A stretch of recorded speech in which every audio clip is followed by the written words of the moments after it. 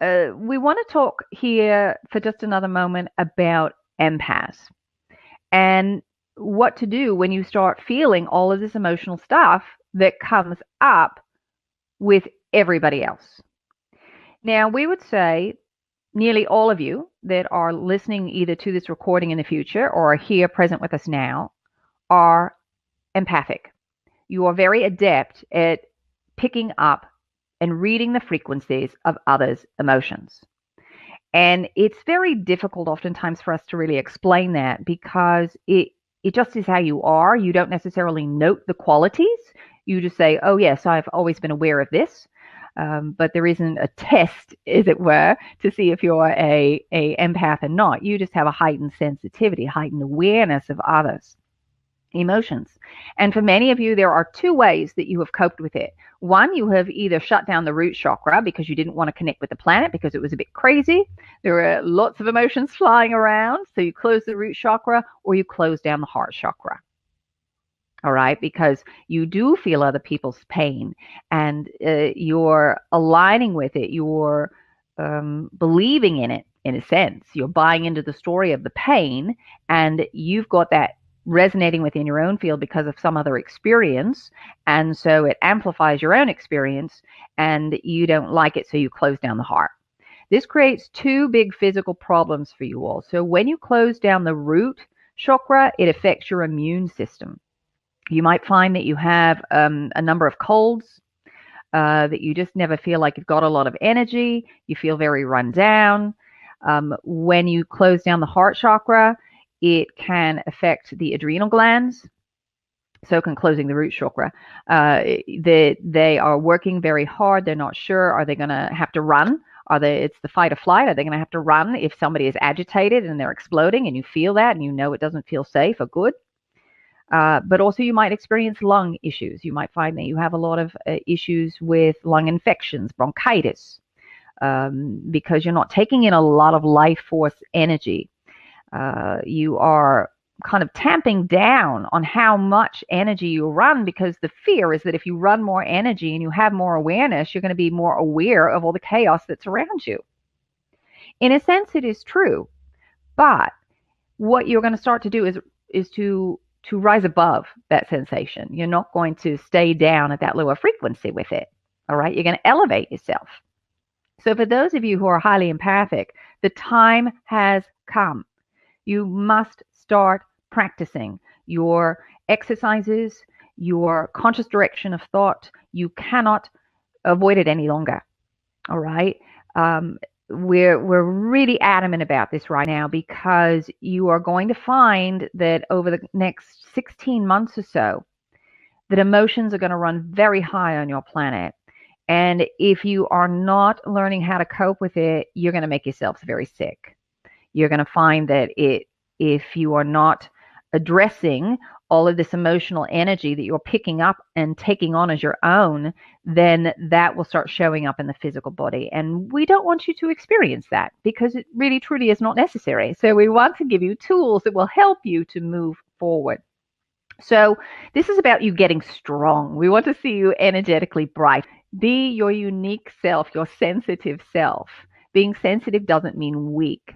Because you have spent so much time in the last several millennia focused on masculine energy and not honoring the feminine, you've been sold a bill of goods that says that sensitivity is weak.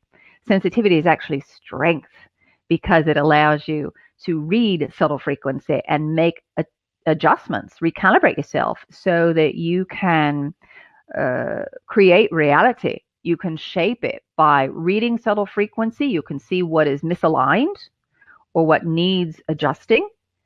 And you can also sense the subtleties of the frequencies with which you want to align. So you say, I don't want 103 hertz. I want 103.8. That's where I really want to be. That's dead center of the frequency that I want. And that comes with you increasing your power and increasing your sensitivity.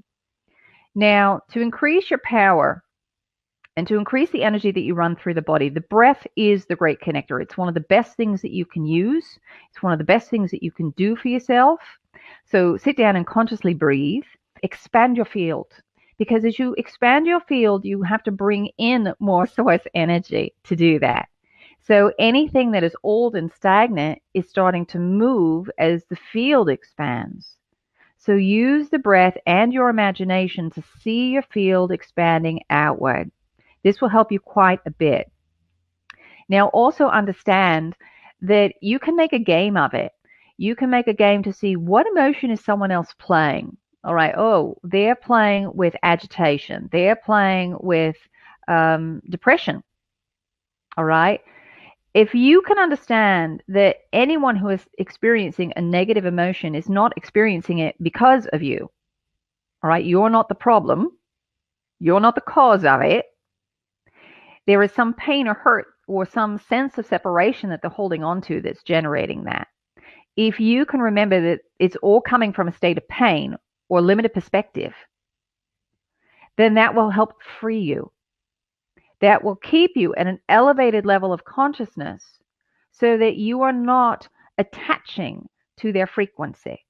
You are not buying into that story of, I'm not enough. Oh, I'm not enough. Well, I've had that experience. I know that I'm not enough. You don't go there with them. You stay elevated to say, they're really a divine being of light. I'm a divine being of light. That story I'm telling myself is that I'm not enough, but I know that's not true because I'm a divine being of light. I know what that feels like because I'm feeling it in my heart. I feel love. So that keeps you out of alignment. That keeps all those limiting thoughts, even at the subconscious level. If you're consciously directing that energy of love and appreciation to that other person to know that they're in pain, that will keep you elevated so that you are no longer connecting with that illusion. What it will also allow you the ability to do is to see beyond it. You will see it as an interesting set of programs that they created for themselves, an interesting set of experiences to dive into, an illusion to take on. And life actually becomes a lot more interesting because it's like looking at the myriad of unique ways that individuals have set up the experience of human life. And it actually becomes quite fascinating, the subtleties of it, once you get yourself heart-centered, all right, once you get yourself empowered. This is so important right now more than any time as well because empaths are so needed on this planet. We want to see you all empowered because your services are needed. Your ability to be okay with experiencing emotions is so needed. It brings the energy back to the feminine. Because, as we said, the idea of experiencing emotions has been suppressed. Men are taught, especially in the Western world, that experiencing emotions are not appropriate things to do. So it's vital that empaths lead the way, that they show that being emotionally expressive from a place of love and understanding is not only needed, but it's absolutely vital to your health and well-being. And it's liberating because that is also part of your natural experience here on Earth. Earth is the planet of emotion. If you want to learn about emotions anywhere in the universe, where do you go? You go to Earth, if you're lucky enough to have the opportunity. Because you are empaths, you are the way showers. And you are going to be helping those who are struggling right now with dealing with emotions because some of them can't even begin to give a label on what they're feeling. And you are going to help them, not necessarily by verbalizing everything, but by you being comfortable with emotions, by you being comfortable with expressing them, reading them, understanding what everyone else is going through.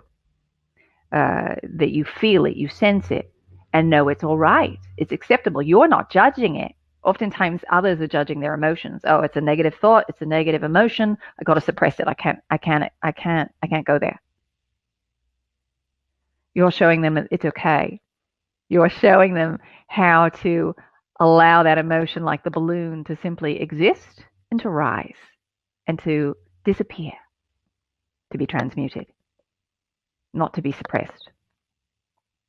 All right, dear. So we hope that helps because we know so many of you are struggling with this right now. So many. We see it. And doing your practice of bringing yourself back to center, heart centering, thinking of something that makes you smile is the fastest way to build back up that energy. It's the first step. All right. And then ground, connect with Mother Earth, allow that energy to go up and down and then out. All right. When you wake up in the morning, where do you want your energy to be? What do you want to focus on? Put your energy there. Set an intention for the day instead of running on autopilot and being a slave to everybody else's emotions. Set your frequency. Hold your tone. Hold your resonance. And allow yourself to be a beacon for others. As you hold a strong frequency, everywhere you go, you have the potential to help lift others. It's not your job to do that. It's just a byproduct. If you are holding a strong resonance, the others will be lifted in your presence. That they'll say, oh, it feels so good. I forgot that I could feel happy. Or if you've ever had someone come in and they're lighthearted and they're funny and they're happy and they're joyous and you were in a really crabby mood and they leave and you say, wow, that was really lovely. I'm so happy they stopped by. That person feels lifted. And that's what you can do for another because they've forgotten, just as you've forgotten, and you forget many times that you can access higher frequencies. You've just forgotten, that's it. And so it's a reminder. And as you hold your energy and you move about the world, you are the reminder. And this is why it's so important for all of you empaths to empower yourselves, to get strong, to learn to hold your resonance so that you can help others process their emotions because you're comfortable with emotion. Not that you've got to tell them how to do it, not that you have to fix it for them. You're saying energetically, here's a way if you want to follow. It's safe. Come on. It's good. But you are not carrying them. They've got to walk the path.